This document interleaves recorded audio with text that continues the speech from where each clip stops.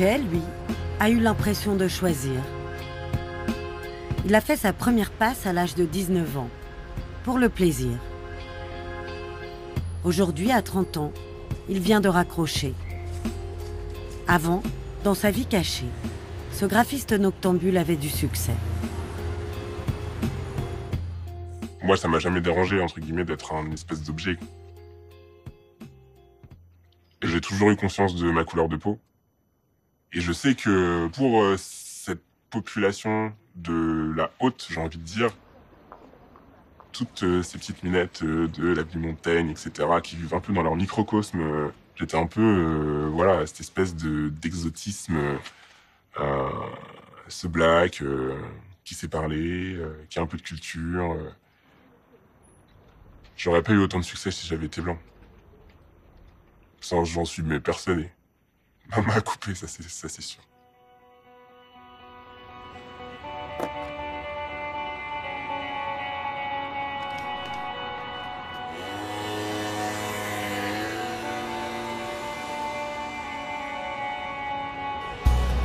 Jay vient d'un milieu modeste.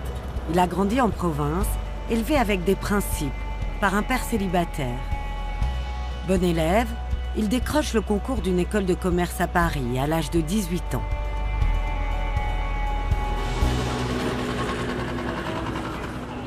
J'ai commencé à vivre la vie parisienne, tout ce qui va avec.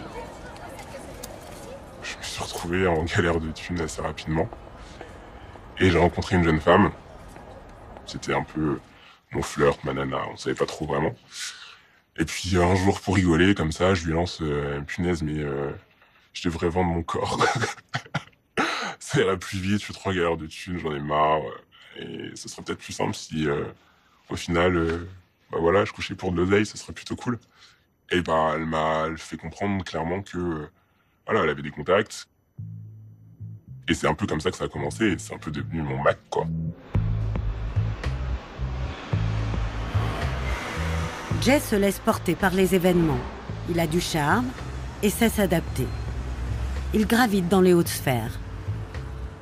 Avec ses femmes de pouvoir arrivées à la quarantaine, l'argent n'est pas un problème. C'était que des personnes ultra friquées, qui se connaissent toutes, alors pas forcément personnellement, mais elles se connaissent. Elles ont plus ou moins le même réseau, un tel qui connaît un tel qui connaît un tel. Et c'est vrai que moi, en fait, j'étais un peu la poupée qui tournait dans ce réseau-là, quoi. Ce qui fait que je suis rarement passé par une annonce, je suis rarement passé par autre chose que du bouche à oreille qui existait déjà.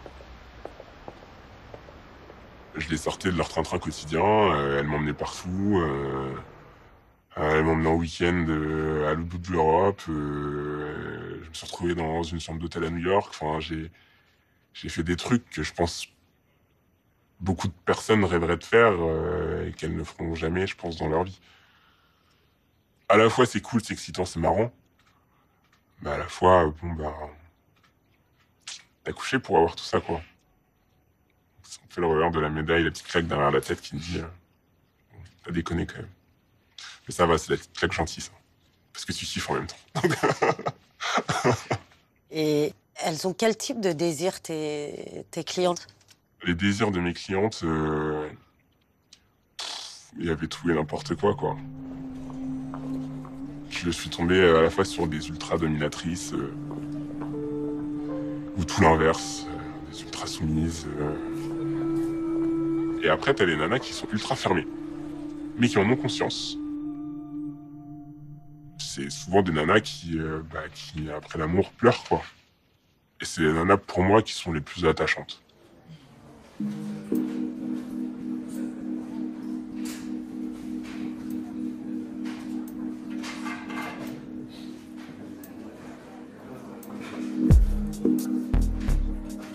Jay aime le luxe et les femmes.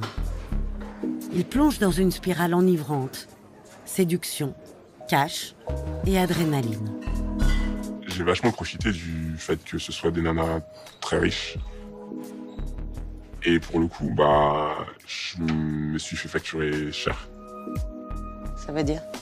bah, ça pouvait monter à 2 000, 3 000 euros la nuit, quoi.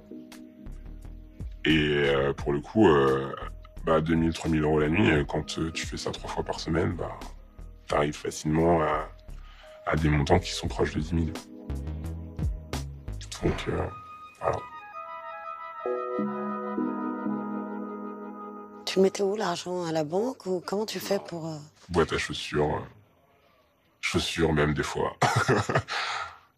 Ouais, sous l'oreiller, dans le placard, enfin, il y en avait un peu partout dans la maison, quoi. Sa vie secrète envahit peu à peu sa vie sociale. L'escorte prend le pouvoir sur le graphiste. La nuit est plus belle que le jour.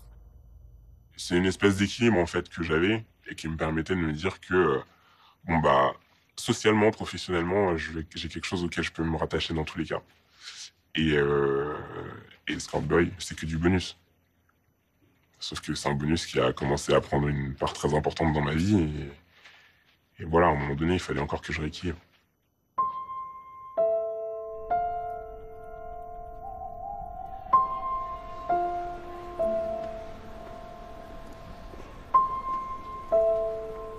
Aujourd'hui, Jay est sorti de sa nuit.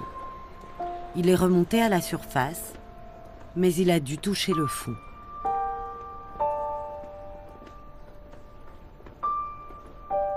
Je crois que le pire qu'on m'ait fait, bah, c'est quand on m'a demandé de jouer l'esclave, quoi. Ça a été le pire.